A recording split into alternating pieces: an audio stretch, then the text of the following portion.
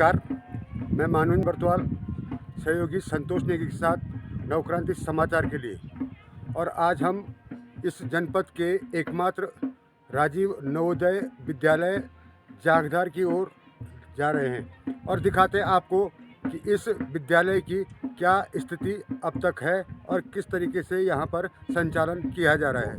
ये राजीव गांधी नवोदय विद्यालय है और ये आप देख पा रहे होंगे कि हम उसके कैंपस में जा रहे हैं और यहाँ की गतिविधियों पे और छात्रावास यहाँ पर है, उस छात्रावास की गतिविधियाँ, शैक्षणिक गतिविधियाँ और यहाँ क्या परेशानियाँ इन छात्रों को है या इस परिसर में कौन कौन सी कठिनाइयाँ हैं, इससे आपको रूबरू करवाएंगे। यहाँ पे जो अध्यापन या अध्यापकों की स्थिति है, वर्तमान में 5 पद रिक्त चल रहे हैं और नियमित एक ही मैडम यहाँ पे कार्यरत हैं, बाकी संविदा और गेस्ट टीचर के माध्यम से यहाँ पर पूर्ति की गई है। चलिए जानते हैं इस विद्यालय के बच्चे से कि यहाँ पर क्या क्या गतिविधियाँ और उनको कैसा लगता है, कैसे अच्छी शिक्षण व्यवस्था होती है। विस्तृत जानकारी हम लेंगे। क्या नाम है बेटा तुम्हारा? जी धन्यवाद। मेरा नाम नागेंद्र जगवान, कक्षा 12वीं का छात्र, राजीव गांधी नवोदय विद्यालय रुद्रप्रयाग से। तो आप आज स्कूल में, बहुत सौभाग्य की बात है कि हमारे लिए कुछ ना कुछ मतलब कोई ना कोई नया आता रहता है। तो आप भी आए, आपका मैं सर्वप्रथम धन्यवाद करना चाहूँगा और इस स्कूल की गतिविधियों के बारे में आपको थोड़ा सूक्ष्म जानकारी देना चाहूँगा। तो सभी गतिविधियाँ लगभग छात्रावास ठीक है, बस परंतु केवल कम संसाधनों में ही यहाँ पे नियोजित किया गया है। और यहाँ पे जो छात्रावास की व्यवस्थाओं से लेकर बताया जाए तो संसाधन कम ही है, पर लेकिन व्यवस्थाएं पूरी नियमित रूप से चलती हैं। सभी गतिविधियाँ सुबह से लेकर शाम तक होती है और शिक्षण व्यवस्था भी काफ़ी बढ़िया है। पर लेकिन अचानक से कुछ रिक्त पद छूट चुके हैं, जैसे मतलब एक ही जो मैडम कार्यरत है और यहाँ पे जो एक इंग्लिश का पद बताऊँ तो मैं 11-12 का इंग्लिश का पद खाली है, क्योंकि जो यहाँ पे इंग्लिश की जो प्राचार्य के पद पर भी थी और इंग्लिश लेक्चरर में थी, तो वो अवकाश पे गई हैं। तो इंग्लिश का पद भी कुछ 1 महीने से खाली है और शिक्षण व्यवस्था काफ़ी ठीक है और सुबह से लेकर शाम तक गतिविधियाँ भी अच्छे तरीके से नियमित होती थी। आपने कितने साल यहाँ अध्ययन किया? मैं 6 साल अध्ययन कर चुका हूँ और मेरा ये अंतिम साल है और मैं 12वीं का PCM का छात्र। तो आपने देखा 6 साल से ये यहाँ पे अध्ययन कर रहे हैं और पूर्णतया संतुष्ट हैं। जैसे आप यहाँ विद्यालय में दोनों सीजन चलते हैं, जैसे गर्मी और जाड़ा जो होता है, तो जैसे आजकल जाड़े का सीजन चल रहा है, तो ये जो खान पान की व्यवस्था, इससे आप संतुष्ट हैं क्या? जी, अब तो काफ़ी कुछ हद तक सुधर चुकी है, पहले से काफ़ी बहुत सही है खान पान की व्यवस्था और बिल्कुल मतलब मेन्यू के हिसाब से परिवर्तन है। तो सब्जी दाल जितनी में सब कुछ ठीक ही मिलता है। पक्का मेन्यू के हिसाब से मिलता है? हाँ ठीक है, मेन्यू के हिसाब से। तो जैसा कि इन्होंने भी कबूल किया कि पहले कुछ गड़बड़ियाँ थी, वो गड़बड़ियाँ स्वाभाविक होती है, क्योंकि निविदा जहाँ होती है वहाँ गड़बड़ियाँ संभव हो जाती है, लेकिन अब रोटेशन पे आ गया। आइए जानते हैं, यहाँ इसी विद्यालय में एक छात्रा और है, उस छात्रा से भी जानेंगे कि वो क्या संतुष्ट हैं पढ़ाई से लेकर के या रहन सहन या खान पान से लेकर के जो आवासीय हॉस्टलों में होती है। क्या नाम है बेटा तुम्हारा? क्या नाम है? मेरा नाम स्नेहा है। कौन सी क्लास में पढ़ती हो? 11वीं कक्षा में। कितने साल से अध्ययन कर रही हो यहाँ? सभी 5 साल हो गए, अब 10 साल है इसके बाद। तो संतुष्ट हैं आप यहाँ से? सर पढ़ाई से तो हम संतुष्ट हैं। किसी न किसी विषय में कोई डिफिकल्टी तो आती होगी? सर डिफ़िकल्टी तो मतलब मैं 11 में हूँ अभी, तो हमारा मतलब इंग्लिश का सब्जेक्ट है, तो इंग्लिश का मतलब अभी पद खाली है। जो PGT पद है वो मैम पढ़ाती है हमें, तो अभी है नहीं, छुट्टी पे गई हुई है, लंबी छुट्टी गई है, तो वो पद खाली है। भले मतलब अरेंजमेंट तो तब करना ही पड़ता है, तो थोड़ा PGT के टीचर हमें पढ़ा रहे हैं, तो इंग्लिश ही में, और सब्जेक्ट तो सब अच्छा ही है। ठीक है, मतलब संतुष्ट हैं? यस सर, बस इंग्लिश में मतलब सर अपनी तरफ से पूरी वो करते हैं, लेकिन PGT टीचर का पद खाली है। अब जैसे कभी तबीयत खराब हो गई या ऐसा होता है, बालिकाओं के साथ कई परेशानियां होती हैं, तो उस स्थिति में आप यहाँ की व्यवस्थाओं से संतुष्ट हैं क्या? हाँ सर, व्यवस्थाएं तो ठीक ही हैं ऐसे स्वास्थ्य से संबंधित तो। हाँ मतलब ऐसे तो अगर हमें किसी चीज़ की ज़रूरत वगैरह भी है तो हम पर्सनल जो चीज़ें होती है तो मैम लोगों से भी बोल देते हैं, वो भी हमारी हेल्प कर देती है। तो वो चीज़ें यहाँ सब उपलब्ध रहती हैं क्या? हाँ उपलब्ध है, कुछ तो हम अपना मतलब डेली लेके भी आते हैं, तो कुछ अगर हमें ज़रूरत पड़ती भी है तो हमारी मैम लोग, टीचर लोग और वो हमारी मदद कर देते हैं। मतलब मदद कर लेते हैं। हाँ, तो जैसा आपने सुना होगा कि ये बालिका भी संतुष्ट है अध्ययन से, अध्यापन से और यहाँ की व्यवस्थाओं से। इस नवोदय विद्यालय की कक्षाएं कैसे संचालित की जाती हैं और कितने बच्चे इस कक्ष में बैठते हैं या उनके लिए क्या क्या सहूलियतें प्राप्त हैं, ये इनके निवास धाम कह सकते हैं। मैडम, कितने छात्राएं यहाँ रहती हैं? सर, कमरों की कमी की वजह से हम कमरों में 7-7, 8-8 लड़कियों को रखते हैं। लड़के भी वैसे ही रहते हैं, बस सिर्फ थोड़ा कोई जैसे बोर्ड क्लास होती है तो ताकि छोटे बच्चे उनको डिस्टर्ब ना करें तो उनको हम अलग रखते हैं। तो ये आप देख पा रहे होंगे कि यहाँ पर 1, 2, 3, 4 दूनी 8 बच्चियाँ यहाँ पर रहती हैं और ये इनका लिविंग रूम जिसको हम कह सकते हैं, ये इनका लिविंग रूम है। इसी प्रकार से छात्रों का भी अलग है। मैडम का कहना है कि छोटी क्लास के जो बच्चे हैं उनको हम इस तरीके से रखते हैं और बड़ी क्लास के बच्चे मैडम जैसे हाई स्कूल और इंटरमीडिएट के बच्चे हैं उनको भी इसी तरीके से रखते हैं या उनके अलग अलग पार्ट्स हैं? वो जैसे जैसे पेपरों का समय आता है सर ना, तो हम उन बच्चों को थोड़ा पढ़ाई आपस में वो अपना एक दूसरे के सहयोग से डिस्कस कर सकें और पढ़ाई कर सकें, तो उन्हें हम छोटे बच्चों से अलग कर देते हैं। पहले ये एक साथ रहते हैं, तो जब छोटे बच्चे आदी हो जाते हैं हॉस्टल में रहने के, तब हम बड़े बच्चों को अलग कर देते हैं। आपने सुना कि मैडम ने कहा कि उन बच्चों की जो आपस में ग्रुप डिस्कशन होता है या आपस की जो अध्ययन के संदर्भ में जो डिफ़िकल्टीज होती है उसको आपस में बैठ कर के वो मीट आउट करते हैं, इसलिए उन बड़े क्लास के बच्चों को एक साथ रखा जाता है। आइए दिखाते हैं आगे कि मैडम जैसे यहाँ पे क्योंकि इतने बच्चे आपके पास हैं तो निश्चित है कि आजकल वायरल फीवर चल रहा है या ऐसे किसी प्रकार की कोई अनहोनी हो गई, तो इस संदर्भ में अब तक आप क्या कर पाती हैं? सर, इस संदर्भ में हमारे पास मैडम है, तो डिप्लोमा कोर्स किया है उन्होंने नर्सिंग का, तो वो कार्यरत हैं, तो वो बच्चों की रेख देख अच्छी तरह करती हैं। और अगर कोई बच्चा ज़्यादा तबीयत उसकी ख़राब हो जाती है तो हम उसे रुद्रप्रयाग डिस्ट्रिक्ट हॉस्पिटल से लेकर जहाँ उसे रेफ़र किया जाता है वहाँ तक ले जाते हैं। तो चलिए हम उनसे भी जानेंगे कि ऐसी स्थिति में वो क्या करती हैं, वो उनसे हम जल्दी मुखातिब होंगे। दिखाते हैं आगे कि इसके अलावा मैडम लाइब्रेरी और जो होती हैं कंप्यूटर रूम ये है यहाँ पे उपलब्ध है क्या? ये लाइब्रेरी कक्ष है, क्योंकि कक्षों की कमी के कारण इस छोटे से कमरे में यहाँ लाइब्रेरी बना दी गई है और कंप्यूटर दूसरे कक्ष में है। चलेंगे हम कंप्यूटर रूम में भी कि वहाँ क्या क्या फैसिलिटीज़ सरकार के द्वारा मुहैया करवाई गई है या इस विद्यालय के द्वारा मुहैया की जाती है। मैडम कंप्यूटर रूम दिखा सकती हैं आप? विद्यालय का कंप्यूटर रूम है, यहाँ पे सर पढ़ा रहे हैं बच्चों को। सॉरी सर, मैं डिस्टर्ब कर रहा हूँ आपको, थोड़ा दिखाना मेरे मकसद था कि ये कंप्यूटर रूम यहाँ पे है। यहाँ इस विद्यालय के बच्चे कंप्यूटर सीखते हैं। बच्चों की अपेक्षा में ये कंप्यूटर मुझे तो लग रहा है 4 सेट यहाँ पे है, ये बहुत पर्याप्त नहीं है। और जैसे कि मैं देख पा रहा हूँ कंप्यूटर के लिए जो कक्ष होना चाहिए था, जिस प्रकार के कंप्यूटर कक्ष होते हैं वो उस प्रकार की यहाँ पर कोई सुविधाएँ नहीं हैं। कमरों के अभाव में इस हॉस्टल का जो म्यूजिक या मनोरंजन या जो संगीत की क्लासेज हैं वो इंटर कॉलेज के एक कक्ष पर चल रही है। आइए चलते हैं, हम भी सुनते हैं कि कैसे यहाँ संगीत की तैयारियाँ की जा रही है। जैसे दिखा पा रहा हूँ कॉलेज भवन है, यहाँ संगीत सीख रहे हैं और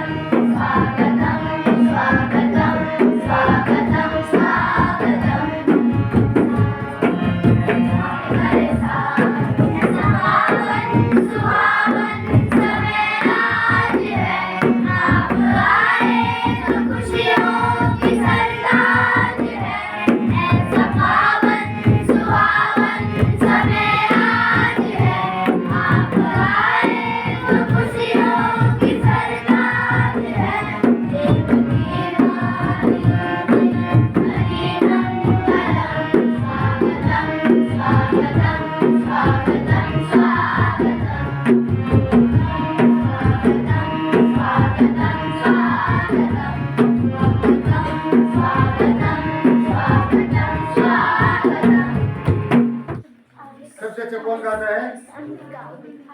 बेटा गाओ दो। क्या गाओगे आप? कौन सा, पहाड़ी या हिंदी या भजन या धार्मिक, कौन सा गाना गाओगे? देशभक्ति का। चलिए, देशभक्ति का जुनून बच्चों में उभरा हुआ है और होना भी चाहिए। एक सशक्त राष्ट्र के लिए देशभक्ति होनी आवश्यक है। जानते हैं और सुनते हैं इसका देशभक्ति गाना। गाइए बेटा। साथियों मिलकर नया भारत बनाएंगे, शहीदों के सभी सपने सजा कर हम दिखाएंगे। उठो ए साथियों मिलकर नया भारत बनाएंगे, शहीदों के सभी सपने सजा कर हम दिखाएंगे।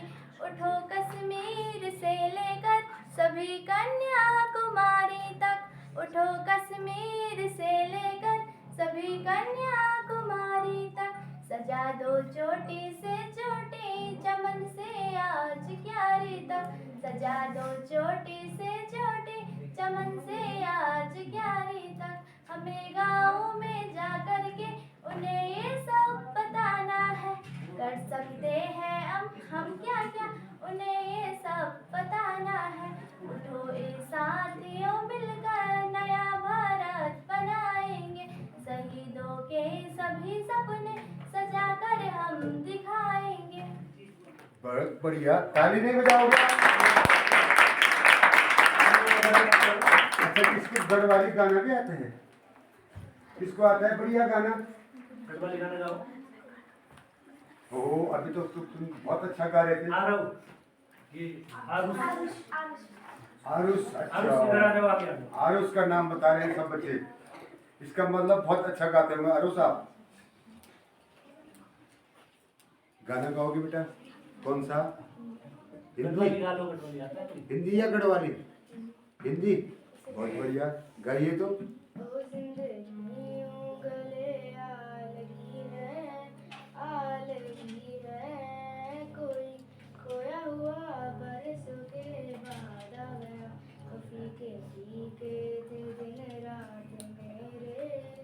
साथ मेरे छुआ तूने तो जीने का स्वाद आ गया। एक तरह के आवारा थे, एक तरह की आवारगी, दीवाने तो पहले भी थे अब और तरह की दीवानगी। सजदे बिछावा मैं ओ गली गली, ओ गली गली, ओ गली गली, किसे शहर च मेरा यार बसदा जमाना पैंदा है। ओ खड़के, ओ खड़के, ओ इत्थे रब ना कोई उधार लभदा।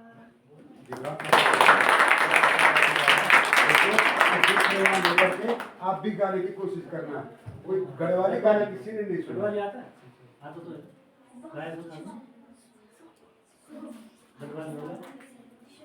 गढ़वाली गाना है। क्योंकि गढ़वाली हमारी संस्कृति है, पूरी भाषा है, उसको बढ़ावा देना चाहिए। बेटा, गढ़वाली गाना गाओगे? बहुत जोर से गाना है, क्योंकि गढ़वाली है, इन्होंने तो हिंदी गाया, देशभक्ति का गाया, तो तुम गढ़वाली गाओगे तो बहुत जोर से गाना। धना धना धना धना रे, धना धना धना धना रे, धना मेरो नाम मुझ में पहाड़ की बांध, जादू देखी मेरी माया का सब परेशान, कासे की थाई मबल चांदी को सिक्का, चांदी को सिक्का। मैं तेरी रानी तुम हुकुम कोई, कहाँ बर हुकुम कोई का, ना हेरो ना हेरो ना नन तल को मेरो, अरे भाई छुमे और तेरी कबीरी को घेरो, ये धना मेरो नो। बहुत सुना होगा। और ये बच्चे आप लगाइए कि घर से बाहर रहते हैं और बाहर रहने के बावजूद इनके चेहरे पर ये मुस्कान है। ये कहीं न कहीं इस विद्यालय के प्रशासन तंत्र की मैं कहूँगा कि उपलब्धि है कि इन बच्चों के चेहरों पे आज ये मुस्कान यथावत और बरकरार है। भविष्य में ये मुस्कान बनी रहे, इस आशा के साथ नवक्रांति समाचार सब बच्चों को बाय बाय कहता है। ठीक है, धन्यवाद। जैसा कि मैं आपको बताता हूँ कि यहाँ पर 82 बच्चे और उनके साथ जो यहाँ पर स्टाफ और अन्य लोग रहते हैं, उनके जैसे अचानक स्वास्थ्य खराब हो जाता है या ऐसे कुछ चीज़ हो जाती है, क्योंकि बच्चे हैं और स्वाभाविक है कि प्रकृति किसी के बस में नहीं रहती है, ये चलता रहता है। इसके लिए यहाँ पर क्या सुविधाएँ उपलब्ध है, आइए जानते हैं। यहाँ पर जो नियुक्त है उन्हीं से जानते हैं। क्या नाम है मैडम आपका? सर मेरा नाम मधु है। सबसे पहले तो मैं भारत टाइम्स का बहुत बहुत धन्यवाद प्रकट करना चाहूँ, नवक्रांति समाचार का, जो आपने हमारे विद्यालय की सुध ली और जो आप यहाँ पर आए। सर मैं यहाँ पे स्टाफ नर्सिंग में हूँ, मुझे यहाँ पे 10 साल कंप्लीट हो चुके हैं। तो जैसा कि मैं आपको बताना चाहूँगी, सबसे पहले यहाँ पे तो क्या है, नीचे सड़क की व्यवस्था नहीं है। जैसे अचानक से कोई बच्चा बीमार होता है तो यहाँ पे सर क्या है कि फर्स्ट एड ही दिया जाता है बच्चों को। जैसे पैरासीटामोल हुई, किसी बच्चे को डायरिया हो गया, ORS वगैरह हो गया, मेट्रिंडाजोल हो गया, ऐसा दिया जाता है। जो आवश्यक सेवाएं होती है वो नीचे डिस्ट्रिक्ट हॉस्पिटल में दी जाती हैं। तो सर मैं यहाँ पे 24 आवर्स मेरा रूम रुद्रप्रयाग में, मैं 24 आवर्स जब भी मुझे बुलाते हैं तो मैं आ जाती हूँ। लेकिन यहाँ पे जो सड़क की बड़ी प्रॉब्लम है सर, कोई बच्चा अगर अचानक से बीमार हो जाता है तो ले जाने में बहुत दिक्कत होती है। वैसे तो यहाँ पे स्कूल की गाड़ी है, आ जाते हैं, मैं भी पहुँच जाती हूँ स्कूल, लेकिन यहाँ पे जो सड़क की व्यवस्था है वो दयनीय स्थिति है। बच्चे को ले जाने में कोई बच्चा अगर ज़्यादा यहाँ पे जैसे बरसात का टाइम पे एम्बुलेंस ऊपर नहीं आ पाती, गाड़ी नहीं आ पाती, तो बच्चे को नीचे पैदल ले जाना पड़ता। जैसे मैडम ये बच्चे यहाँ पे छोटे बच्चे रहते हैं 6 से 11 तक के बच्चे, अमूमन क्या परेशानियाँ उनको, कौन सी बीमारियाँ उनको? बच्चों को तो ज़्यादा यही होता है, जैसे बरसात के टाइम पे डायरिया हो गया, जैसे सर दर्द हो गया, पेट दर्द हो गया, और कोई ज़्यादा दिक्कत नहीं होती। कभी जैसे ग्राउंड में खेलने चले गए तो उनको चोट वगैरह लग जाती है, तो यहाँ पे फर्स्ट एड दिया जाता है। चूँकि यहाँ पे बालिकाएं भी हैं, हाँ जी। बालिकाओं की थोड़ा बालिकों से इतर समस्याएं होती हैं, हाँ जी सर। उनके लिए क्या आपके पास? उनके सर जैसे सैनिटाइजर पैड वगैरह हो गए, उनकी व्यवस्था नीचे डिस्ट्रिक्ट हॉस्पिटल से की जाती है। बच्चे अपना भी लाते हैं, यहाँ पे स्टोर कीपर दीदी है वो ले आती है उनके लिए पैड वगैरह। तो जैसे इनको एडल्सन है, इसके बारे में क्या क्या चेंजेस होते हैं, मेंस्ट्रुएशन साइकिल के बारे में, इनके पीरियड्स टाइम पे नहीं आते हैं तो इसकी इनको जानकारी दी जाती है। यहाँ पे RBS की टीम आती है स्कूल हेल्थ सर्विस से, तो वो बराबर आते हैं यहाँ पे। सत्रकाल से BM सर ने BMC की बैठक में प्रस्तावित किया था कि ये हर हफ्ते विजिट करेंगे, तो वो पूरे बच्चों का चेकअप करते हैं, वो हर हफ्ते आते हैं फार्मासिस्ट और डॉक्टर। तो क्या इनके नियमित जैसे खून की जांच भी करवाते हैं? हाँ जी सर, अभी बृहस्पतिवार को RBS की टीम आई थी, वो साल में 2 बार आती है सर। उनकी प्रॉपर बच्चे का वेट हो गया, हाइट हो गया, हीमोग्लोबिन हो गया, तो प्रॉपर चेक किया जाता है सर। तो कोई भी बच्चा एनीमिक नहीं है, बच्चों को आयरन फॉलिक एसिड की गोली दी जाती है, और बच्चों को मतलब जितना हमसे हो सकता है सर तो हम करते हैं। तो मैडम जैसे कि ये और सर हम आउटसोर्स से हैं, हमारा वेतनमान बहुत कम है, मतलब हमारी 24 आवर में जब भी बुलाते हैं तो हम आ जाते हैं, ऐसा कुछ नहीं। हम बच्चों के लिए समर्पित हैं, हम बच्चों के लिए प्रॉपर, मतलब ऐसा कोई वो नहीं है कि जब भी अगर बच्चों को इमरजेंसी हो, यहाँ पर इतना अगर कोई बच्चा सीरियस कंडीशन में हो तो उसे मैं रुद्रप्रयाग ले जाती हूँ गाड़ी से प्रॉपर। जब तक बच्चा ठीक कंडीशन में नहीं हुआ तो फिर उसके पेरेंट्स को कॉल करती हूँ। जब तक पेरेंट्स नहीं आते तब तक मैं बच्चों के साथ रहती। कभी कभी एक्स्ट्रा खर्चा भी करना पड़ता है तो मैं अपने उससे कर लेती हूँ। तो जैसा आपने सुना होगा मैडम, एक छोटा सा सवाल है मेरा, क्योंकि ये सर्दियों का सीजन है और इस सीजन में बच्चे अक्सर पानी में डिहाइड्रेशन की ज़्यादा शिकायत आ जाती है, तो इसके लिए आपके पास क्या जैसे बच्चों को ORS वगैरह दिया जाता है, बच्चों को बार बार गुनगुना पानी पीने के लिए कहती हूँ। तो सर बच्चे क्या होते हैं, बच्चे जैसे किसी ने सर दर्द, इनका मन सर दर्द होता है क्योंकि बच्चे पानी नहीं पीते हैं। अब बच्चों को हर टाइम तो हम मुँह पे तो देंगे नहीं, बच्चों को बार बार वो किया जाता है ज़्यादा से ज़्यादा पानी पियो। तो सर यही है, अभी जैसे सर्दियों का मतलब बच्चों को सर्दी जुकाम बहुत ज़्यादा, तो उसके लिए मेरे पास सोआनिल वगैरह है, चेस्ट एंड कोड में रखती हूँ, एजिथ्रोमाइसिन रखती हूँ। बच्चों का गले दर्द होता है तो बच्चों को मैस से गर्म पानी दिया जाता है। ठीक, जैसा आपने सुना होगा कि इस हॉस्टल में चिकित्सा के जो एकदम बच्चे या कोई भी स्टाफ ऐसे परेशानी आ जाती है तो प्राथमिक उपचार यहाँ से दिया जाता है। और इन्होंने कहा कि क्योंकि सड़क से ये हॉस्टल कम से कम 2 किलोमीटर की दूरी पे है और 2 किलोमीटर की दूरी पे सड़क की हालत, क्योंकि हम भी चल कर के आए हैं, इतनी दयनीय है कि वास्तव में एम्बुलेंस का यहाँ आना या यहाँ से किसी खुदा न करे ऐसी कोई बात हो जाए, बच्चों का वहाँ ले जाना दुष्कर ही साबित होता है। परिसर की कमी होने के कारण आप देख पा रहे होंगे ये और मुश्किल 25 बाई 25 या मीटर का ये परिसर है और इसी में इनकी प्रेयर होती है और जो भी गतिविधियाँ, सांस्कृतिक गतिविधियाँ जो भी होती है यहीं पे संपादित की जाती है, क्योंकि क्रीड़ा मैदान न होने के कारण बच्चों को अवश्य परेशानी होती होगी। इसी ये परिसर जो दिख रहा है, इसी परिसर में सारी गतिविधियाँ संपादित की जाती है। ये बच्चों का डाइनिंग हॉल है, यहाँ पर बच्चे भोजन, नाश्ता और रात का भोजन करते हैं। ये मैं आपको दिखाता हूँ। यहाँ पर किचन यहाँ है,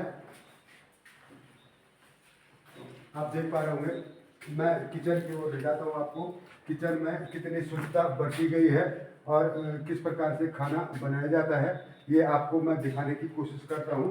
ये यहाँ पर भोजन तैयार है, दिन का भोजन तैयार है। ये इसमें क्या क्या आपने बनाया है? दाल, सब्जी और चावल। ये मेनू के हिसाब से बनता है या अपनी मर्जी से? मेनू के साथ। मेनू के हिसाब से। मेनू के हिसाब में तो इसमें सलाद भी होना चाहिए था। आपका सलाद कटा हुआ है क्या? आया नहीं इस टाइम बस। आया नहीं। ये कैंटीन आप चलाते हैं या किसी की है? ठेकेदार की। ठेकेदार की। कब से ये कैंटीन संचालित है यहाँ? ये 2022 2022 से अभी तक इस मार्च 2022 से अभी तक इस कैंटीन का कोई दूसरी निविदा नहीं पड़ी। और मुझे जहाँ तक ज्ञात है कि 75 रुपया पहले प्रति छात्र था, लेकिन वो अब रिवाइज होकर के 150 हो चुका है। और 150 में बच्चे को नाश्ता, चाय, डिनर, लंच ये सब है और उसका प्रत्येक दिन का मेन्यू अलग होता है। कभी अंडे फंडे भी खिलाते हैं आप बच्चों को? हाँ जी, कल ही खिलाया। दिन तय है अंडा खाने का या नहीं, जब मर्जी आई? नहीं, हफ्ते में एक बार खिलाते हैं। हफ्ते में एक बार, शायद शुक्रवार एक दिन है जिस दिन अंडा दिया जाता है। दिखाएंगे आपको मेनू क्या है और उस मेनू के हिसाब से क्या यहाँ पे खाना मिलता है कि नहीं मिलता है, ये बच्चों से हम जानेंगे। ये खाना यहाँ पे तैयार है।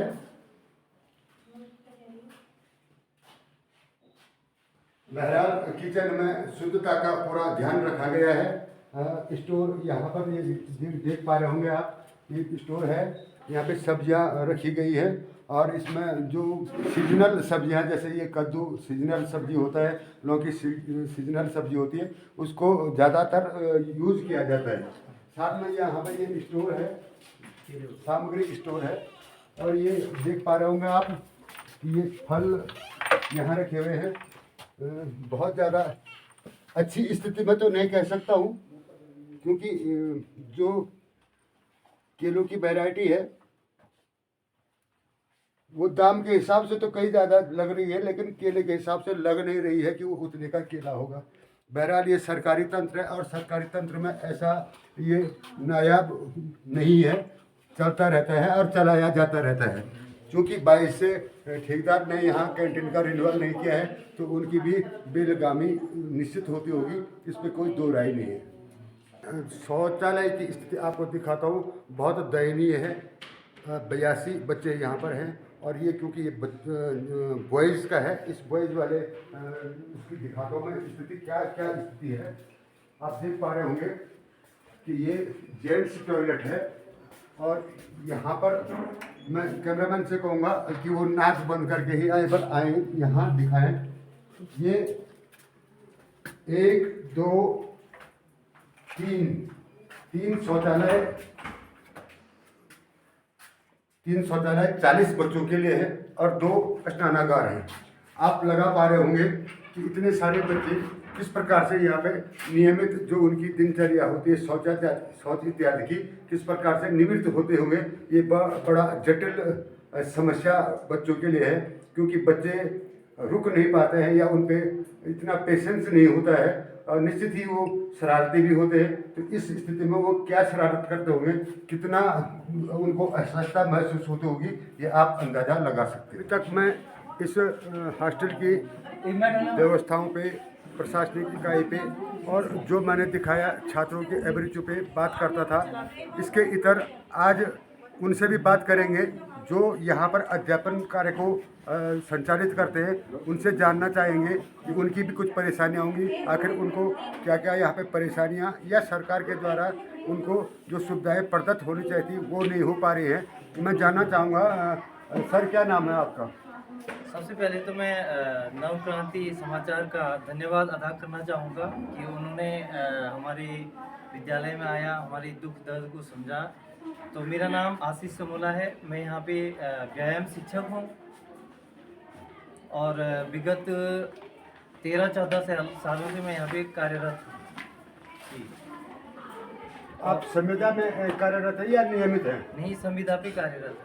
कब से आप संविदा पे कार्यरत हैं? मैं यहाँ पे 2011 से कार्यरत हूँ।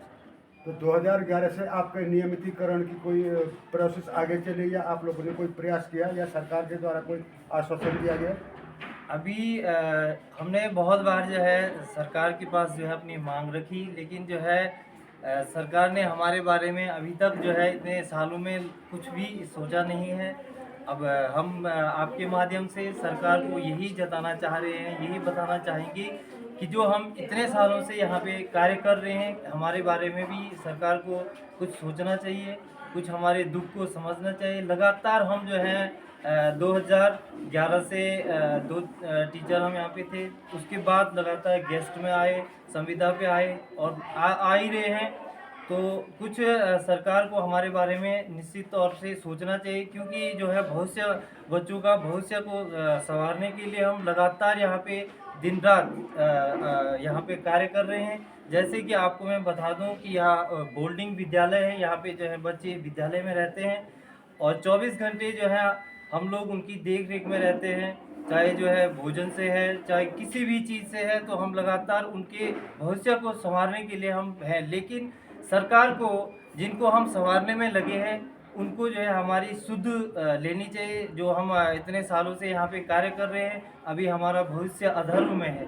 मैं तो अधर्म ही कहूँगा, क्योंकि जो है सरकार हमारे बारे में बिल्कुल सोच नहीं रही है और हम लगातार यहाँ पे 13-14 सालों से कार्यरत कर रहे हैं और अभी कुछ सरकार की तरफ से कोई शुभ समाचार नहीं दिखाई दे रहा है मुझे। तो गुरुजी, जैसा कि मेरे मन में एक सवाल कौंध रहा है, क्योंकि जो सरकारी कार्मिक होते हैं उनके 8 घंटे की ड्यूटियां होती है और आप यहाँ उससे भी अलग रात को जैसे अध्यापन कार्य करते हैं, इसके एवज में भी सरकार आपको कुछ अलग से मानदेय या कोई प्रोत्साहन या ऐसे कुछ राशि देती है क्या? जब हमारी नियुक्ति हुई थी तो उसी समय हमें बता दिया जाता है कि जो है ये विद्यालय जो है आवासीय प्रवेश का है, तो आपको जो है 24 घंटे की ड्यूटी करनी होती है। तो उसी परिप्रेक्ष्य में जो है सबसे पहले नियम वही बताए जाते हैं कि आपको करना क्या है। जो बोर्डिंग स्कूल रहते हैं उनका रूल रेगुलेशन क्या है, वो चीज़ बताई जाती है, तभी हम लोग जो है यहाँ पे अपनी जो है नियुक्ति के लिए आते हैं या नियुक्ति दी जाती है हम लोगों को। 24 घंटे हम यहाँ पे रहते हैं और डे बाय डे जो है चेंज होते रहते हैं। यहाँ पे बच्चों की देख रेख के लिए जो है प्रत्येक दिन जो है अलग शेड्यूल बनाया जाता है, कौन अध्यापक रहेगा, कौन जो है अध्यापक। तो पूर्णकालिक यहाँ पे प्रधानाचार्य न होने के कारण आहरण वितरण संबंधी जो कठिनाइयाँ हैं वो दिन पर दिन होती जाती हैं और उससे जो कार्यालयीय गतिविधियाँ हैं वो संचालित नहीं हो पाती है। जहाँ तक मुझे बताया गया कि अब इस विद्यालय को सुमाड़ी में स्थानांतरित कर दिया जाएगा। इसके लिए शासन ने 44 करोड़ रुपया निर्गत किया है, जिसकी कि पहली 11 करोड़ की धनराशि निर्गत की जा चुकी है और वहाँ कार्य प्रारंभ हो गया। इस जनपद के सुखद भविष्य के लिए मैं उस विद्यालय की शीघ्र पूर्ण होने की उम्मीद करता हूँ, जिससे इस जनपद के इन नौनिहालों का भविष्य और उन्नत और विकासशील हो सके।